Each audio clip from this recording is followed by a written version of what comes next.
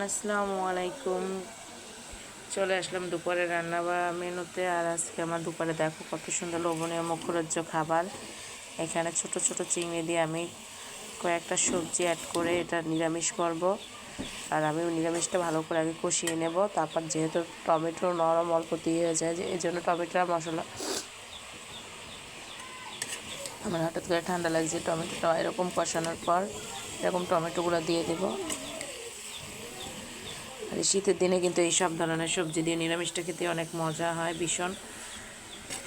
যে না খাবে খেয়ে দেখবে অনেক মজা। তুমি চাইলে চিংড়ি মাছ দিতে পারো, ডিম দিতে পারো, আর খালিও রান্না করতে পারো। ধনিয়া পাতা ঝাল একটু বেশি দেবা নিরামিষটায়, তবে টেস্ট হবে বেশি। পানি অ্যাড করে ঢেকে রাখবো 5 মিনিটের জন্য।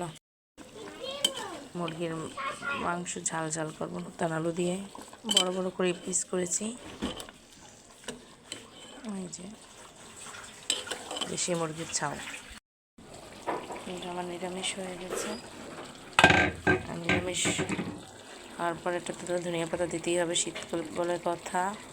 ধনিয়া পাতা নতুন আলুতেই স্বাদ বাড়াবে। আর দেখতেই পাচ্ছ কত সুন্দর লোভনীয় হয়েছে, খেতেও লোভনীয় হবে। আমি একটু দেখেছি টেস্ট করে, মজাই হয়েছে। দেখো কালারটা, প্রতিটা সবজির কালার কিন্তু ঠিক সেমই আসছে, কোনো চেঞ্জ হয় নাই। কাঁচামরিচের কালারটা পর্যন্ত দেখো।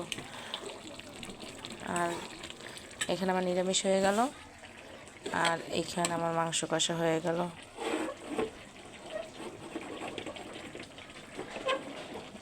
মাংসটা নতুন আলু দিয়ে একবারে তৈল করে ভুনা করে নিয়েছি। দেখতে লোভনীয় মনে হচ্ছে না? খেতেও লোভনীয়।